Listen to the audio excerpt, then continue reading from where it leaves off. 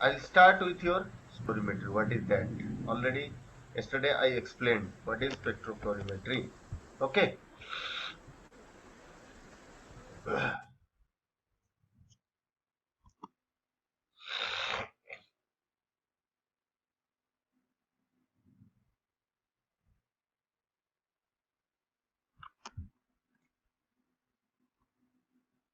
The spectrophotometry, its introduction, definition, principle, instrumentation, and applications. Okay, so now we'll see one by one. Okay, so as you can see, instrumentation. You can see this is the instrumentation of your spectrophotometry, how it looks. Okay,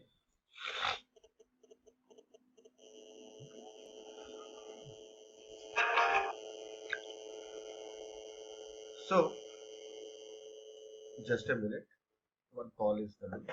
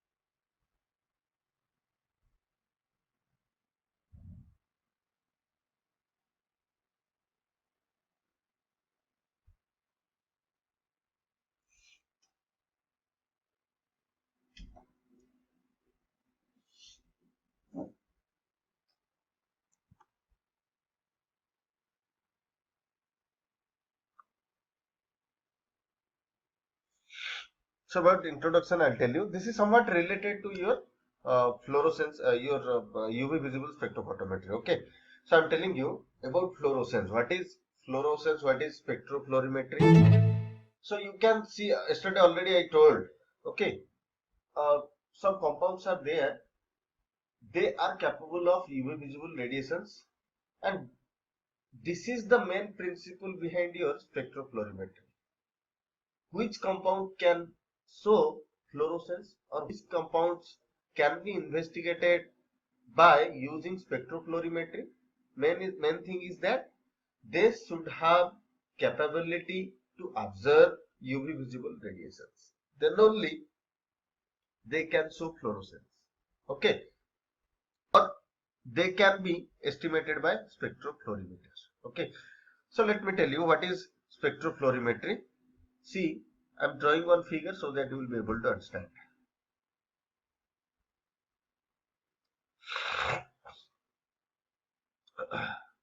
So this is suppose UV visible radiation. Okay, light source.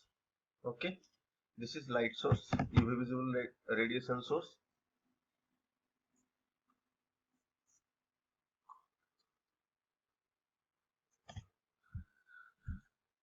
So,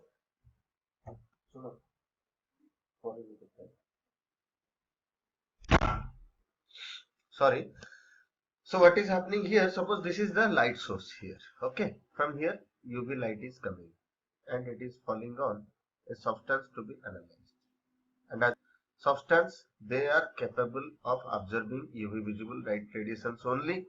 Can do what? Suppose this is UV visible radiation light source, and which substance can be estimated by your spectrophlorimetry?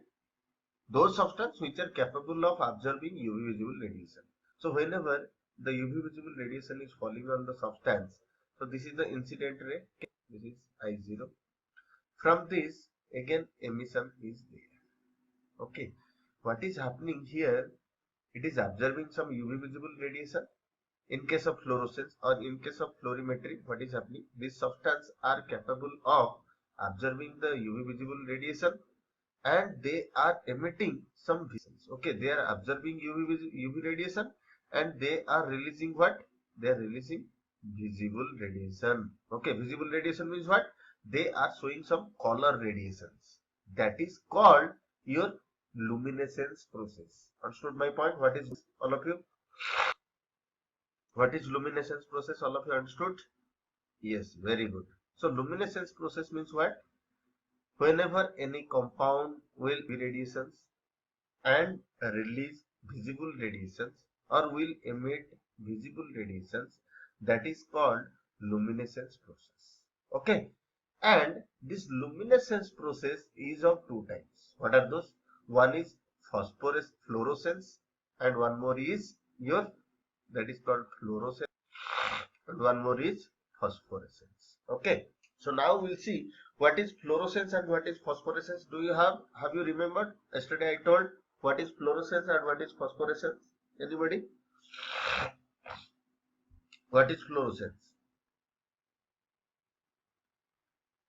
Okay, tell me what is fluorescence.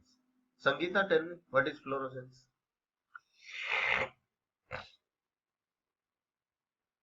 Sorry, I got cold actually today. That is one problem.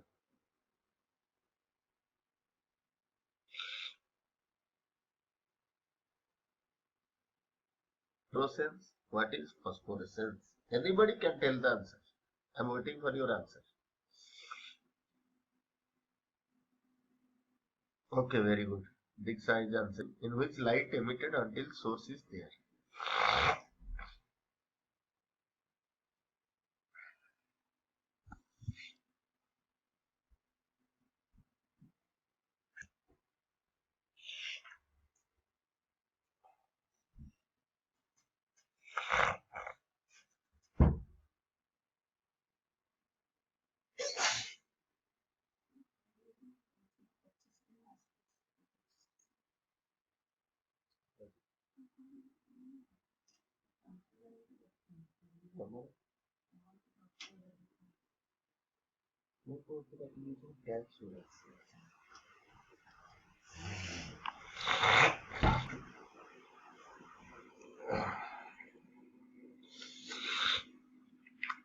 Okay, somebody is saying, is it related to singlet and triplet ground state to excited state, then CMS to ground state by emitting radiation?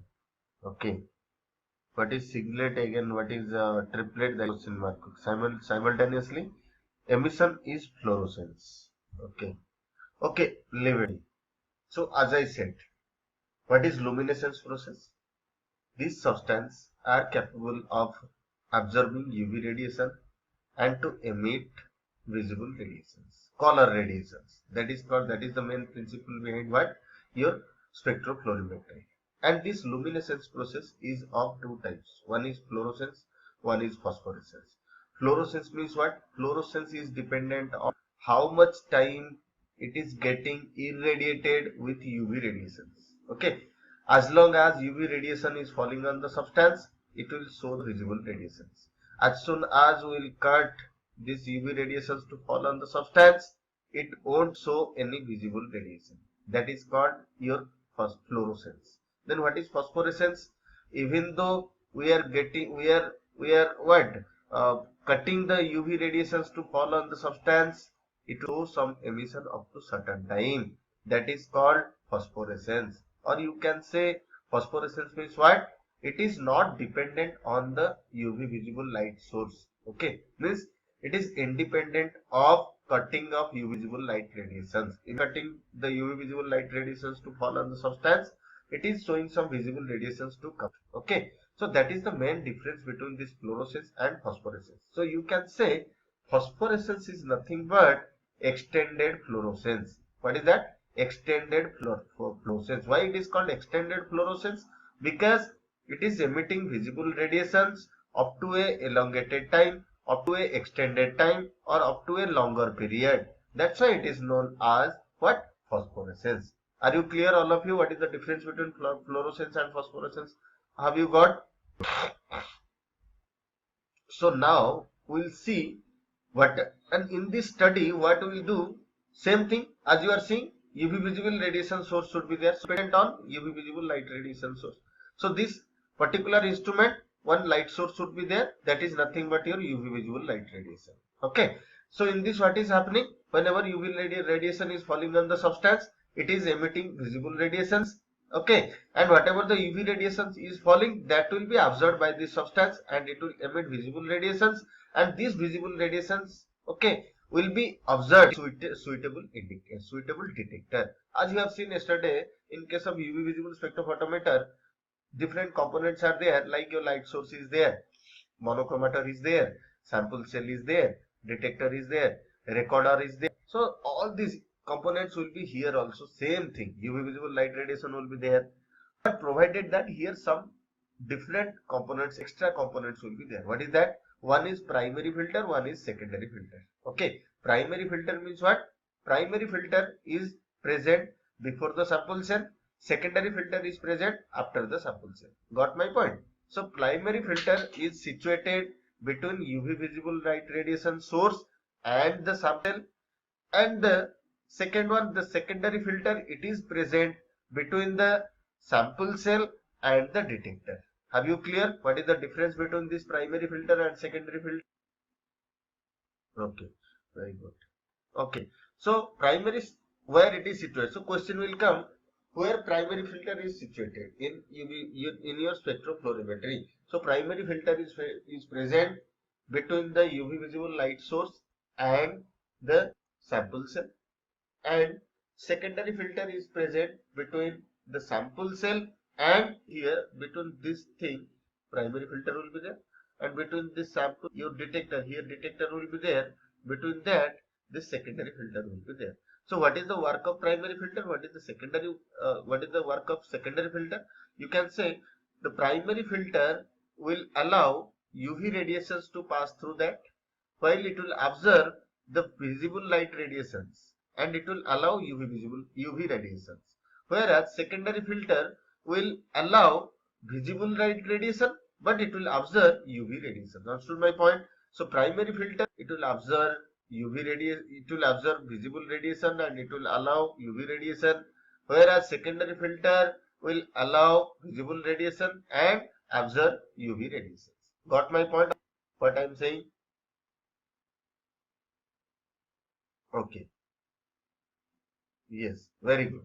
So now you got an idea what are the different components. So here also all the components will be there. UV light source should be there, and as I have shown you yesterday, different UV light source are used, like your what? Hydrogen lamp, deuterium lamp, okay, mercury lamp, okay, tungsten lamp. Tungsten lamp, it is useful for a generation of which type of radiation? Can you tell me? Tungsten lamp is useful for the generation of which type of radiation? Anybody? Lamp is useful for the generation of which type of radiation? Visible. Very good. Yesterday I told. What I told? How to remember? Anybody? How to remember? Okay, TV. Very good. So, what I am saying? So, see here. What are the different components here? One light source. Then primary filter will be there. Then sample cell will be there. Then secondary filter will be there. Then detector will be there. Then recording devices will be there. So is it similar to UV visible radiations? Not. UV visible spectrophoto or not? Anybody? So is it similar to UV visible spectrophotometry or not? Yes. Very good. But here what is the main difference between the UV visible and here? UV visible, we are measuring the observance zone. But here what we will observe? We will observe fluorescence. Okay, we will observe the fluorescence means what? Whatever the visible radiation is coming out from the substance, that visible radiation's intensity will be measured by the detector. Okay, that is the main difference between your UV visible spectrophotometer and your spectrophlorimeter. Got my point? So this is about your what? Your basic principle behind your spectrophlorimetry. So if anybody will ask what is the basic principle of spectrophlorimetry, you can answer that whenever any UV visible radiation is falling on the substance, there is a chance that it will absorb the UV visible radiations and it will emit the visible radiations only, which will be detected in form of fluorescence by using suitable detector. Okay, here also the same detectors are used. Which detectors are used? Whatever I said yesterday. Okay, barrier layer cell. Another two detectors I told also. Who can say what are the detectors used here in fluorimetry also? The same detectors. Yesterday whatever I said, the same detectors. One is barrier layer cell. Okay, somebody is answering. Just we'll see. We'll check it. Okay, photocells and photomultiplier tubes. Okay, very good. So now we'll see, this is the principle behind your what? Your fluorescence. As I have shown you, some radiation, photoluminescence. Again, it is of two types, like your fluorescence spectrophotometry. One is your phosphorescence spectrophotometry. Okay, now we'll go to the next slide.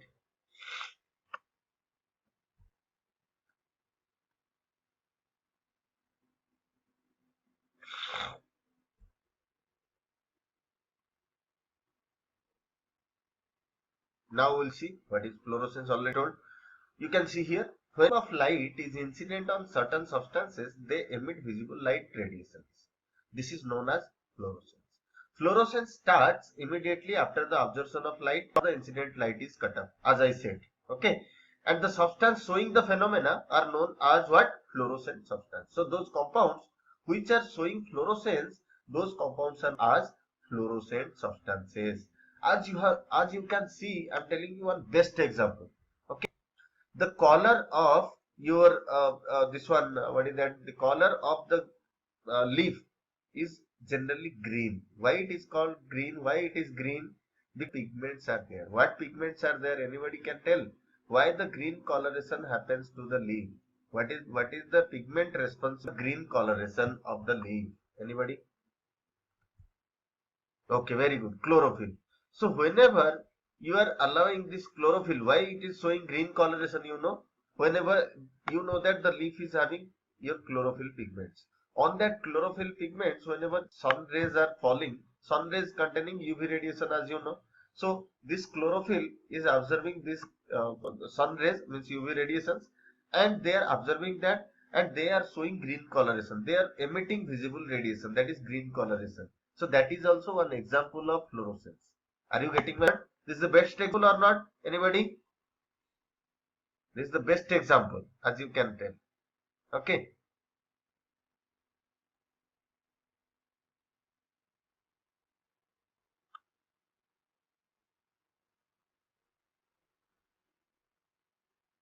Yes, very good. Okay. So Komati is telling me to repeat. I'm telling you, all the plants having leaves, and on leaves, chlorophyll pigments are there. Chlorophyll pigments are absorbing UV radiations, and they are emitting green coloration. They are emitting green light radiations. Okay, so that is the best example of what fluorescence. Okay, means they are observing the UV radiations, and they are emitting your green radiations, or they are emitting the visible light radiations. That is best example of fluorescence. Okay, and those compounds which are capable of absorbing UV radiations and are able to emit fluorescence or can be able to show fluorescence are known as fluorescent compounds. Okay, next we'll see, next slide.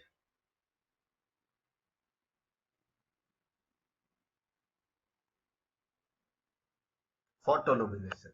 Okay, and this photoluminescence, or your whatever you are observing photoluminescence, it is of two cells, and you can see here phosphorescence.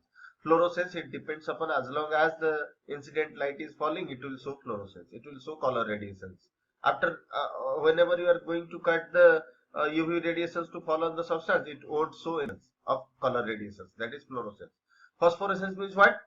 Whenever after you will cut the your UV radiations to fall also, it will show the emission up to certain time.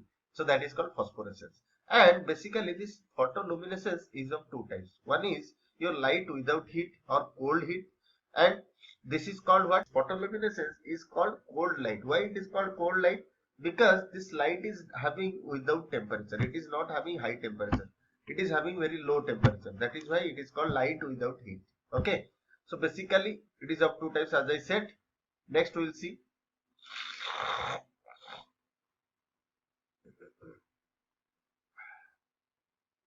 So now we'll have to know what is singlet ground state, what is the triplet state, all these things. Okay. So one formula is there, how to find out the number of, what is that called? number of energy states. Okay, and it depends upon one formula 2n plus 1. Okay, 2n plus 1, and where n is known as what? Number of unpaired electrons. How many of unpaired electrons are there? Suppose I am telling you in ground energy level. Okay, just I am telling you one thing. I am repeating. See here, suppose ground energy level is there. Electrons are there having opposite spins. This is a paired electrons. So how many unpaired electrons are there? Can you tell me what is the number of unpaired electrons in the ground state? This excited, it is going to be separated. One is like that, and in the excited state. So two unpaired electrons are formed. But how many unpaired electrons are there? This is ground energy level. This is excited energy level. So in ground energy level, how many unpaired electrons are there? Anybody? Zero. Very good. Diksha. So I'm telling you, if in ground energy level the number of unpaired electrons is 0, then what is the number of energy state? As I said, m is equal to how much? 2n plus 1. So m is equal to how much? 2n plus 1. 0, how much? 0 plus 1 means what? 0 plus 1 is 1. So m value is 1. For what? Ground energy level. Means one energy state is there. So you can say that is nothing but your ground energy state. But whenever it is going to be unpaired, okay, when it is going to be unpaired, then how many unpaired electrons are there? 1 and 2. So 2 unpaired electrons are there. So what I can say, sorry, 1 unpaired electrons are there, because in excited state 1 unpaired is there. So now you can say, what is that? 2 into 1 plus 1. So what is that? M value is equal to 3. So that state is called triplet state. So singlet state means what? The number of unpaired electrons is 0, and triplet state is called what? Where the number of unpaired electrons is 1. Are you getting my point, all of you? What is singlet state and what is triplet state? Yes, very good. All of you getting what is singlet state and what is triplet state? Singlet state means what? Number of unpaired electrons is 0. Triplet state means what? Number of unpaired electrons are 1. Okay. So that is what called your triplet state. Okay. Now we'll see next. So these are the some important terms I am telling you.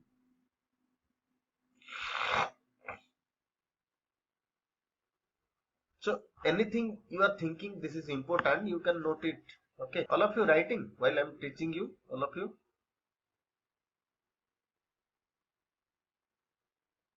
Okay. So all of you starting of my class up to now, you are all satisfied or not?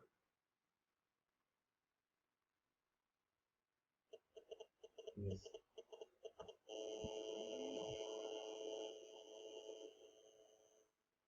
So class is very interesting. You are getting my point. That's what I want. Class should be interesting. Okay. You should be very much satisfied, so that I can feel okay. My students, they are getting benefited. They are very much satisfied on my teaching. So that is my return. Giving input, output is your satisfaction. You should be satisfied. Okay. All of you, at a time it should come. Yes or no? Yes.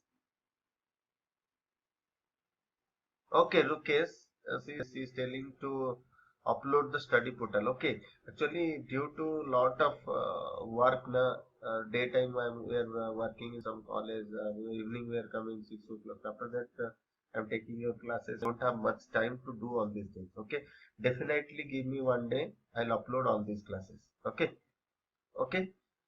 So now we'll move to the next slide. Okay, you can see here.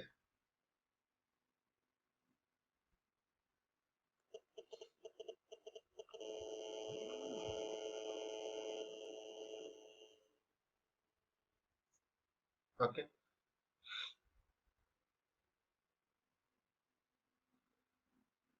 Okay, you can see here singlet state, triplet state, all these things. See diagram.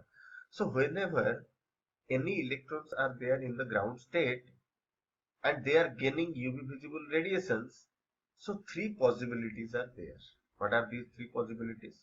One is there, the electrons will gain that extra energy, UV visible radiation source energy, they will go from the ground energy level and they will go to the higher energy level. 1 minute.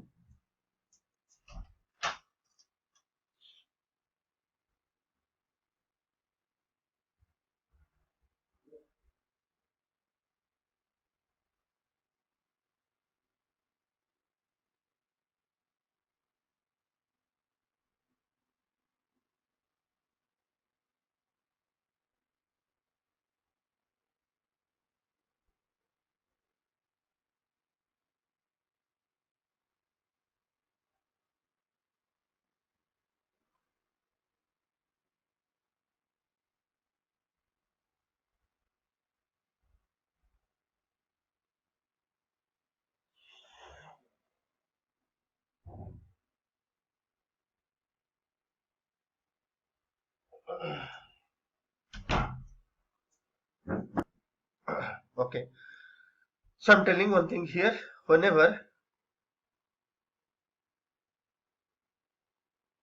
so Abrus is asking the revision is good, means which revision? Okay, whatever I taught up to now. Okay, we'll see. We'll see how to do fast revision. We'll go through that. Okay, I'll find out something, some solution for you. Okay, I think Abru, you didn't attend my first class. I think. Understood? Okay, study portal. Okay, definitely study portal. I'll upload within 1 or 2 days. Okay, give me some time, 1 or 2 days. Okay, so that I can upload. You can get. Okay. Next, you can take my email ID also. Through that email ID also, you can means contact me, send you some materials also. Okay. Okay. So you can write down my email ID.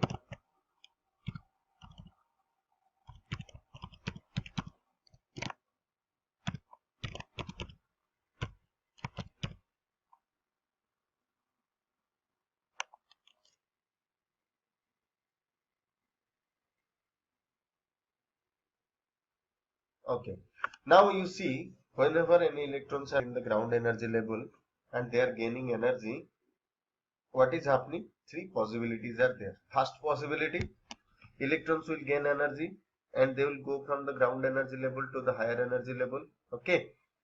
Means this is called singlet ground state. They will go to the singlet excited state, and due to some deactivation, means collisions at the excited state, collisions will be there between the electrons. Then what will happen? Without any fluorescence or phosphorescence, without any emission of light, they will come back to the ground energy level. Means they will lose that energy. They will lose that energy. Where they will lose? They will lose because of that collision. Okay. I'm telling you one example. You are having more energy right now. If you fight with somebody, your energy will be decreased or increased? Tell me. Whatever increase in energy is right now you are having, if you fight with somebody, your energy will increased or decreased?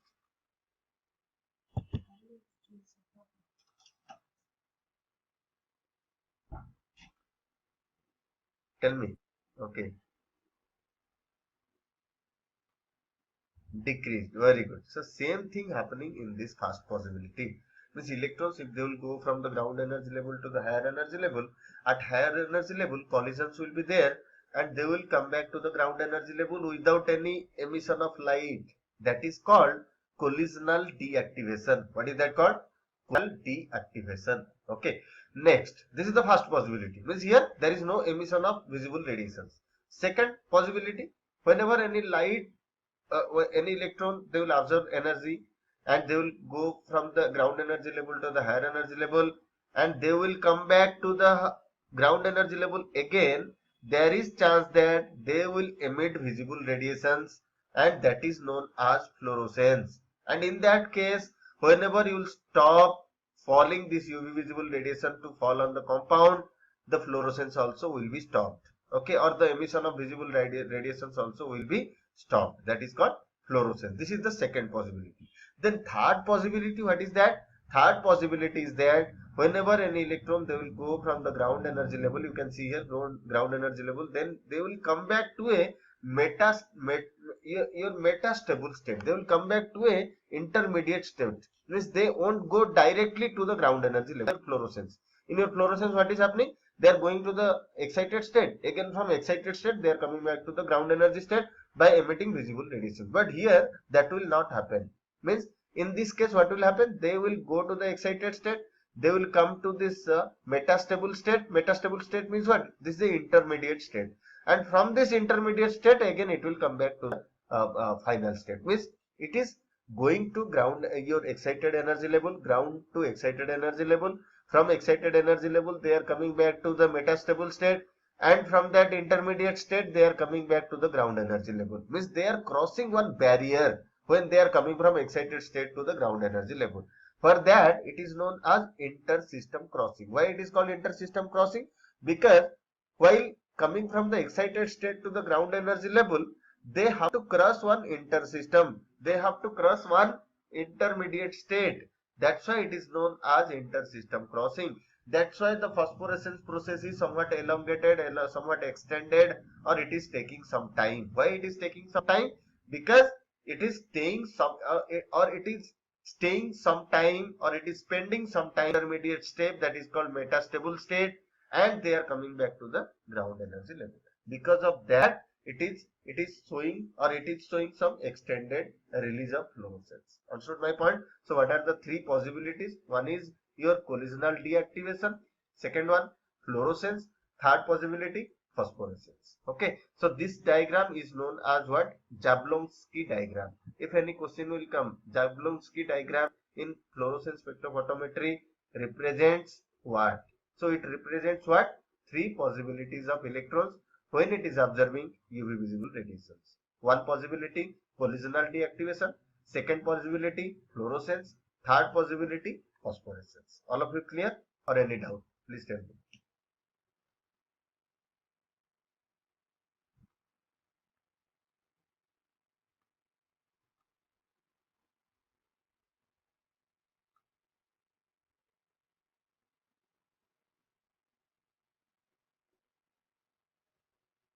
What is the difference between emission and fluorescence?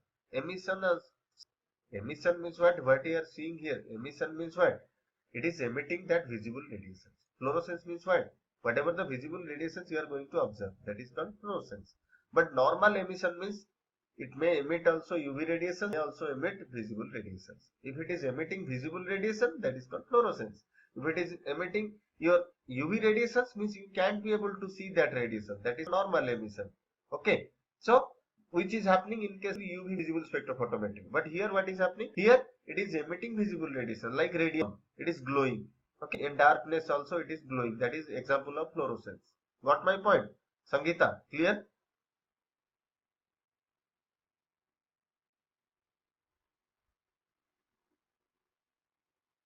Yes. See, so this is about your what? Jablonski diagram. So this Jablonski diagram is clear to all of you?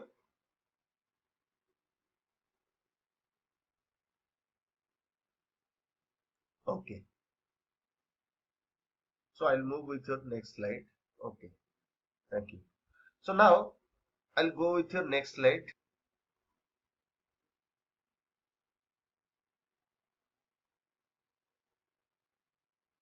Decay process. Okay. So what is decay process? And I'm telling you how much energy lost. You can see here internal conversion, movement electrons from electronic state to another without emission of a photon. S1 S2 last about 10 to the minus 12 seconds. Okay, so this is no need for you. Actually, what is that decay process means? What means something, some electrons they are undergoing some destruction. Because of that they are not involved in this fluorescence spectroscopy. Okay, these are the matters we have to take into considerations. Okay, next one, next slide I'll go with the fluorescence spectroscopy. As you have seen what is fluorescence spectroscopy, no need to explain again. Next, classifications. Okay, this fluorescence, okay, what is that? It is known as Stokes fluorescence, anti-Stokes fluorescence, and fluorescence. Stokes fluorescence means what? Wavelength of emitted radiation is longer than observed radiation. Which, as you have seen here, telling you, suppose this is the sample. Okay, what is happening in fluorescence spectroscopy. This is the UV light. Suppose from here light is coming, falling light. This is called fluorescence. This is fluorescent radiation. This is UV radiation falling, visible radiation going out. This was lambda 1. The wavelength is different also. Lambda is known as suppose lambda 2. Okay. What it is saying, Stokes wavelength means Stokes fluorescence means what? Wavelength of emitted radiation is longer than observed radiation. If lambda 2 is greater than lambda 1, that is called Stokes fluorescence. Then what is anti-Stokes fluorescence? If lambda 2 is less than lambda 1. Okay. Wavelength of emitted radiation is shorter than observed radiation. And then resonance means what? When lambda is equal to lambda 2. Okay. So your Stokes means resonance fluorescence. Any doubt is there? All of you clear? So what are the three different types? Stokes fluorescence and resonance fluorescence. Stokes fluorescence means what? Lambda 2 greater than lambda 1. Anti-Stokes lambda 2 shorter than lambda 1. Resonance lambda 2 is equal to lambda 1. Okay, got my point? Yes, very good. Next, so these are very important questions. So you can make it a note also. Okay, in your exam they may ask. Next.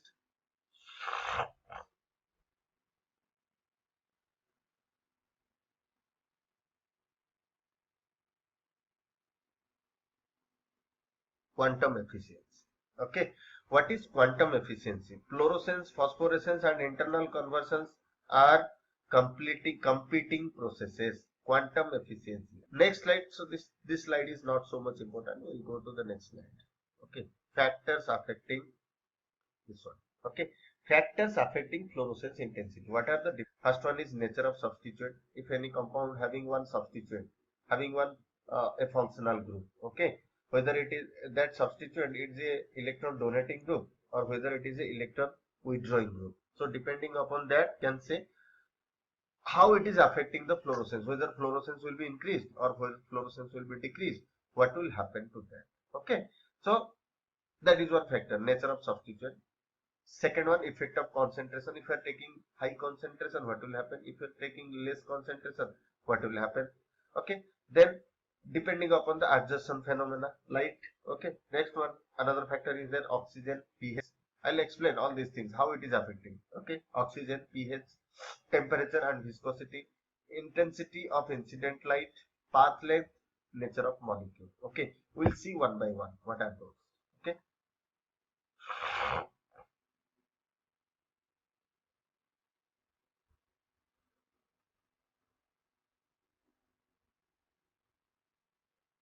Okay. Now we'll see different types of factors. First factor we'll see nature of agent. As I said, all the molecules cannot show the phenomena of your fluorescence. All the molecules cannot show. Which compound will show?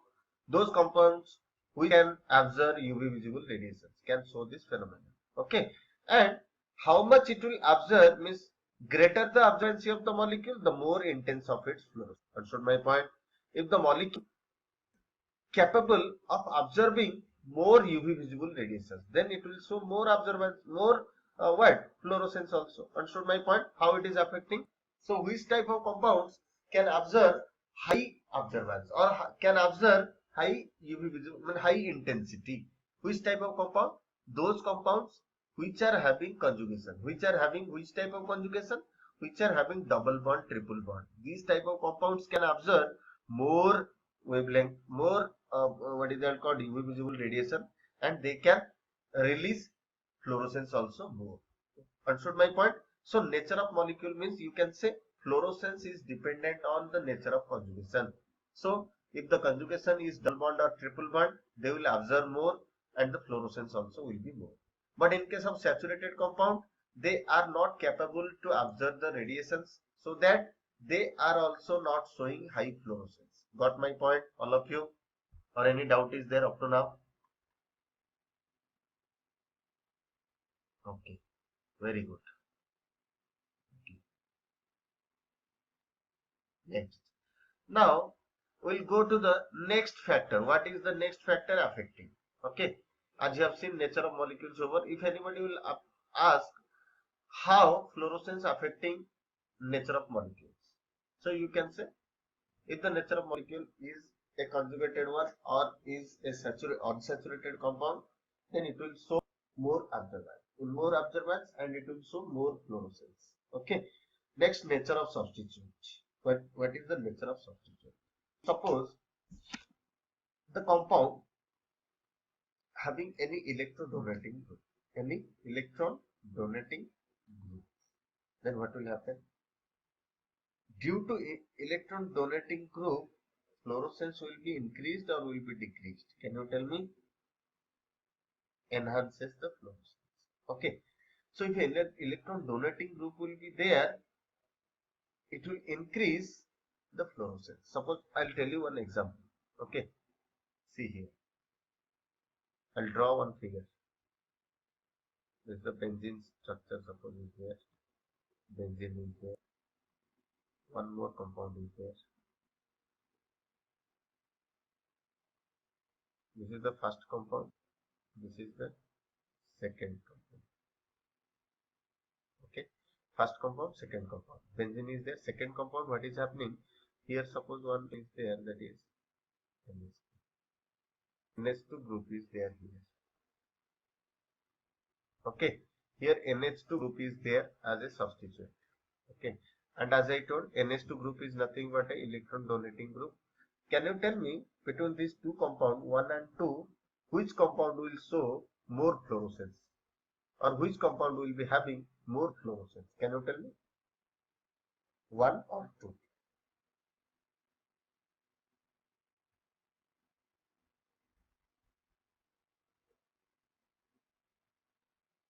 2. Okay. Why? Due to presence of this electron donating group. So remember, if any compound is having electron donating group, then it will show more absorbance, more fluorescence. Okay. And similarly, if the compound will be having electron withdrawing group, like your what? COH, NO2 or all these. Okay. If this group will be there, then what will happen? The fluorescence will be decreased and even also it will be destroyed. Means it will not show any fluorescence also. Okay. So that is called what effect? What is that called? Quenching effect. So what is quenching effect? Due to presence of electron withdrawing group, the fluorescence is decreased or destroyed. That is known as quenching effect. Okay. Why this quenching effect is there? Due to presence of electron group, like your carboxyl group, COS group, nitro group, NO2 group, okay, diazo group, N double bond N. So due to presence of all this, your fluorescence will be decreased. So now you tell me one compound is there, another compound. This is suppose 3, compound 3. So this is 1, this is 2, this is 3. In this, suppose one side chain is there, substitute, that is COH. Okay. So you tell me this is one compound, second compound, third compound. So between these 3 compounds, can you tell me the order of fluorescence in increasing manner? Which will be having high fluorescence? Which will be having less fluorescence? Which will be having medium fluorescence? Can you tell me? Answer. Okay, 2, 1, 3. 2, 1, 3 means first 2, 1, 3. High to low. Okay, 2, 1, 3. 2 means which one? Okay, this compound will be high fluorescence than that of this one, and this compound will be having more fluorescence than this one. Means it is greater than this one, and this one is greater than this one. Okay, so you can say this is less than this one, this is less than this one. Are you clear? Whatever I have shown is correct or not? All of you clear? Right now understood what I said?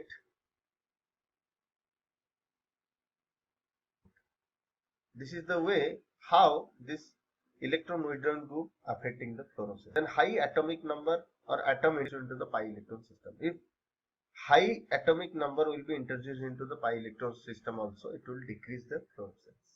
Got my point? Next one we'll see other factors.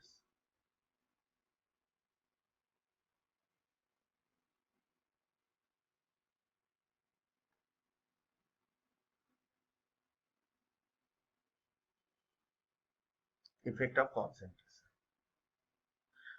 How it is affecting? As you can see here, fluorescence. This fluorescence, the equation you can see, fluorescence is equal to Q into IA. Okay.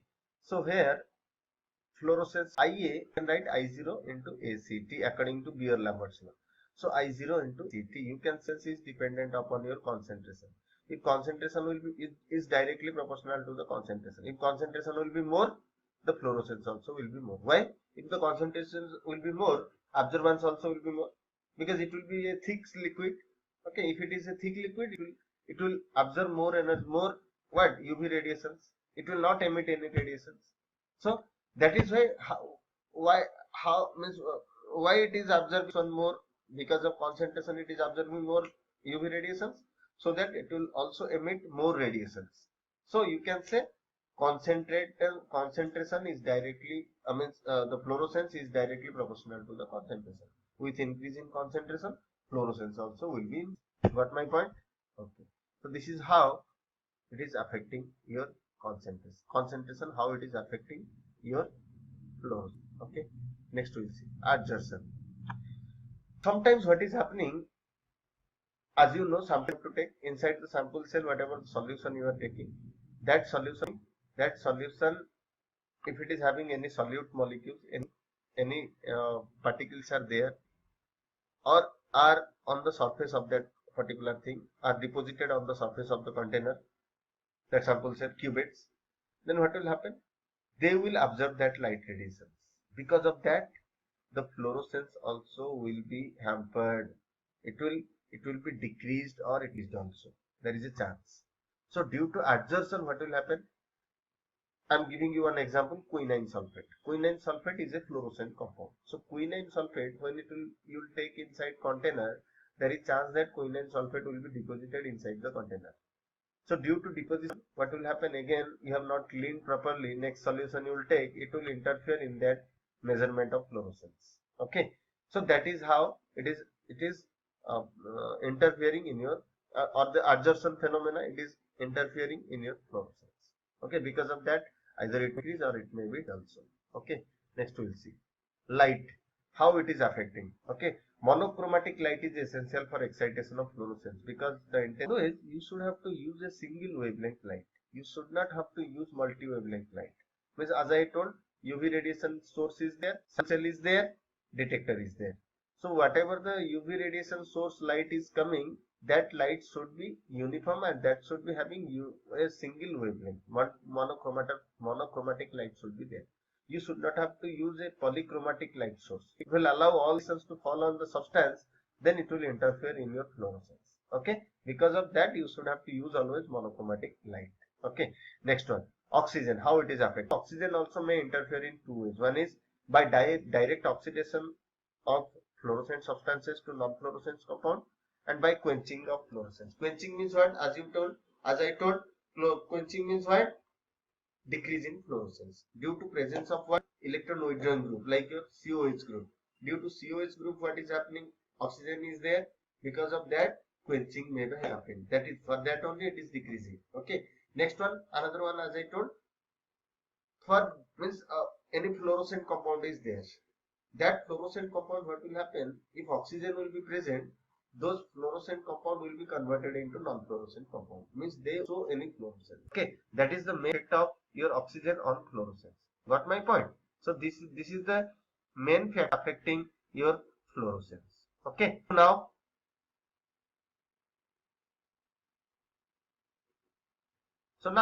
we'll see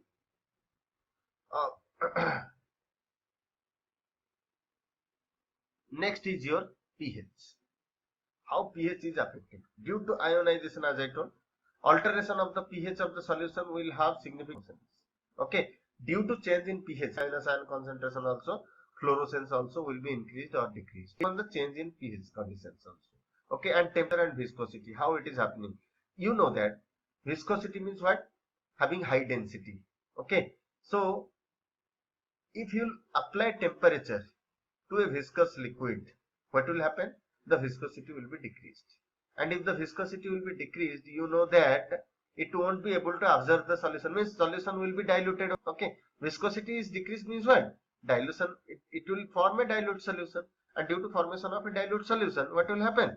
Your fluorescence also will be decreased. As I told, if it is a high thick liquid or if it is a dense liquid, then it will absorb more light radiations, and due to absorption of more light radiations, it will also emit more visible radiation. It will emit also more fluorescence. Okay, so due to increasing temperature, viscosity, fluorescence also will be decreased. All of you clear? Next, quenching effect. Okay, okay, very good. So what is quenching effect? All of you know. Quenching means what? Decrease in fluorescence. Due to what? Due to presence of what? Electron withdrawing group. Also happening because of so many reasons also. Not only electron withdrawing group, some other things are also responsible. One is, and as I told, quenching means what? Decrease in fluorescence intensity due to specific effects of constituent of the solutions. Okay. One is due to concentration, pH, pressure of chemical substances, temperature, viscosity. So these are also responsible, as I have shown you. Temperature if will increase, viscosity will be decreased, fluorescence also will be decreased. If fluorescence will be decreased, that is nothing but your quenching. Okay. So quenching, again, it is of different types. What are those? One is self quenching, chemical quenching, static quenching, collision quenching. Okay. So now we'll see what is quenching, what is chemical quenching, what is static quenching, what is collision quenching. Okay. Now we'll see self quenching. You can say self quenching means what? The fluorescence will be decreased because of that compound itself. How it is happening? You can see here calibration curve. Concentration, fluorescence is increasing. But with concentration, with fluorescence will be decreased, then that is called self quenching. And why increase in concentration is decreasing? Because deviations at higher concentration can be attributed to self quenching or self absorption. Okay. Due to that particular element itself, there will be decrease in fluorescence. Means that compound is responsible for decrease in fluorescence. That is called self quenching. Self means myself. Okay, that particular substance is responsible for decrease in fluorescence. That is what called self quenching. Okay, next we will see chemical quenching. Okay, what is chemical quenching? You can see here. Chemical quenching means due to presence of what? Oxygen, as I told, some electron withdrawing group, halide group, heavy metals. So these are responsible. Means quenching due to chemical. Okay, decrease in fluorescence due to presence of chemical. Okay, next, or due to chloride, bromide. These are also responsible for decreasing the fluorescence. NO2 group, COH group. These are also responsible. Heavy metals. If heavy metals will be there, they also will decrease the fluorescence. Okay, next we will see static quenching and collisional quenching. This occurs due to complex formation. What is happening while you are doing some reaction? You are taking that compound in the solution. There is a chance that they may react to each other. That compound will react with that solvent particularly, and it will form a complex. Due to formation of complex, what will happen? There will be decrease in fluorescence will happen. That is called static quenching. Okay, static quenching is nothing but quenching due to formation of complex. Example also, caffeine reduces fluorescence of riboflavin by complex formation. Okay. Next one, you can see collisional quenching. Collisional quenching, as I told, okay, if due to collision between the molecules will be there, between the atoms will be, then what will happen? There will be also decrease in fluorescence will happen. That is called, what is that? Collisional deactivation. Starting I told, okay, the fluorescence will be decreased, and even also it will be destroyed also. That is called collisional quenching. So about quenching, all of you clear?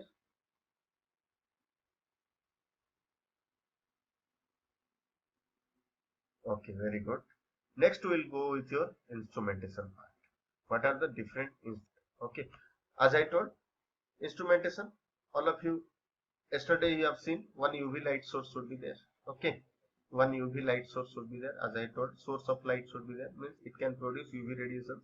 Filters and monochromas, as I told, filters means single, your primary filter should be there, secondary filter should be there. Monochromators of how it is affecting light.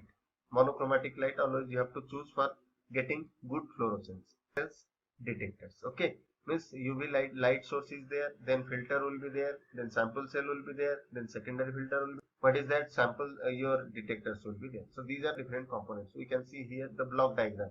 You see power supply is there. Power supply means your hydrogen lamp, deuterium lamp, mercury lamp, or whatever. Okay, so what will happen? They will be connected with some power supply. Okay, so that what will happen? They will generate your a light. Okay, they will generate your UV radiations, UV visible radiations. Then they will pass through the primary filter. Okay, you can see as you can see here, this is the primary filter. They're passing through the primary filter, and when they are passing through the primary filter, as I told, what is the work of primary filter? It will observe the visible radiation and it will allow only the UV radiations to fall on the substance. Okay, and when it will fall on the substance, UV radiation, it will emit what? Visible radiations, which sorry, this one sorry, this is the monochromator. Monochromator, what is the work of this monochromator? As I told, it will pass single wavelength light, single wavelength of UV light.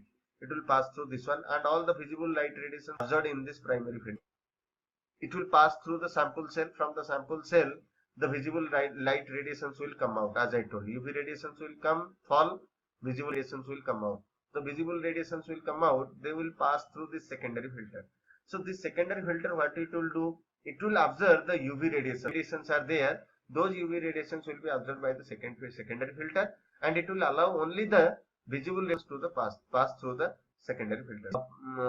Visible radiations will pass through the emission monochromator, means it will also pass only single wavelength. Then it will pass through the detector, means suitable detector will be there which can detect the fluorescence, how much fluorescence it is having. Spectrophotometer, you are measuring the observance. Here you are measuring the fluorescence. Okay, data processor means this is a recording devices which can measure the graph, or which can record the graph between what? Between the wavelength and in your fluorescence.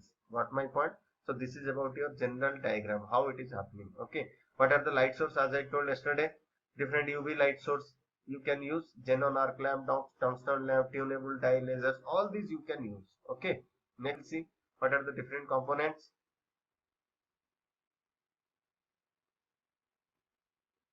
Need to explain again. Mercury lamp, yesterday I already explained. Tungsten lamp also I explained. It is able to produce visible light radiations. Okay, next, and monochromator, so already I told what is primary filter, what is secondary filter. Primary filter will observe light radiation, transmit UV light. Secondary filter observe UV radiation, transmit visible radiation. Monochromator, it will convert the polychromatic light into monochromatic light. Okay. Next, sample and sample holder. Yesterday I have shown you this cuvettes. You have to same cuvettes you have to use here. The sample you have to take here, solution in solution form, and you have to see. Okay. Next, detectors also same detectors you are using: photovoltaic cell, photo tube, photomultiplier tube. That photovoltaic cell. Okay, we'll see all these photovoltaic cell. What is this? See here, detectors. Already I have shown you photomultiplier tube. What is photomultiplier tube? PMT detectors. Okay. I have shown you it consists of several diodes. 9 to 16 diodes will be there. One cathode, one anode, one like that. One cathode, one anode, one cathode, one anode. Multi reflections will be there. Means fluorescence intensity which is coming out from the sample will fall on the detector. Okay, detector cathode. Then it will go anode, first anode. Then from that it will go to the second cathode, second anode, third cathode, third anode, fourth cathode, fourth anode. So like that it will go undergoes what? It will undergo multi reflection to give a amplified signal, to give a amplified fluorescence. So this is the main significance of what? Your detectors. Next is your upon that also, again it is of two types. One is single beam fluorimeter, one is double beam fluorimeter. As you have seen there, single beam fluorimeter means what? At a time it is able to pass through the sample, or it can pass through the your standard sample. Okay, so either of the one you can take at a time. At a time you are not able to take two samples, the sample and standard sample. You are able to take only the sample solution. Okay, that is called single beam fluorimeter, as I have told. And why it is called single beam 90 degree?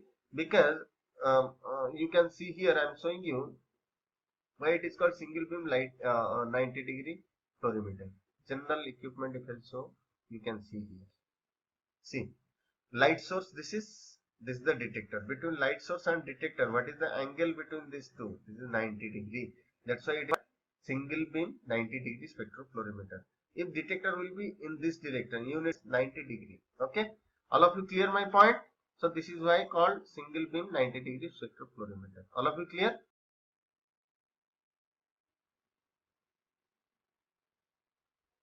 Very good. Next, we'll see here advantage. What is the advantage? Okay, we'll discuss later this advantage and disadvantage.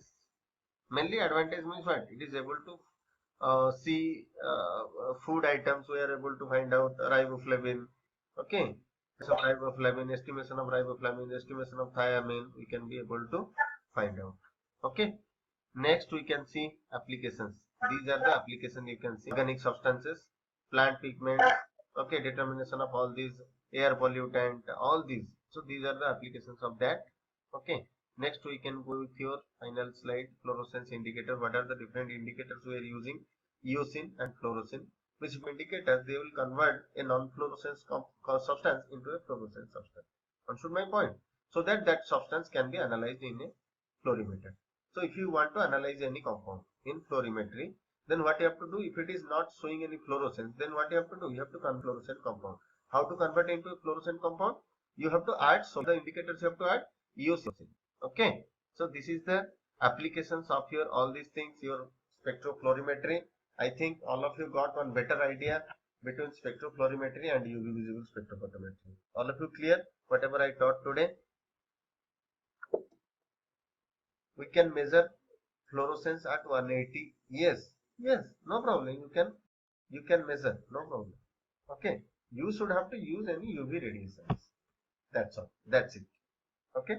So this is about your spectropolarimetry. I think all of you got today class. Okay. Okay. Thank you very much. Tomorrow I'll take you again another new topic. Okay. Thank you all.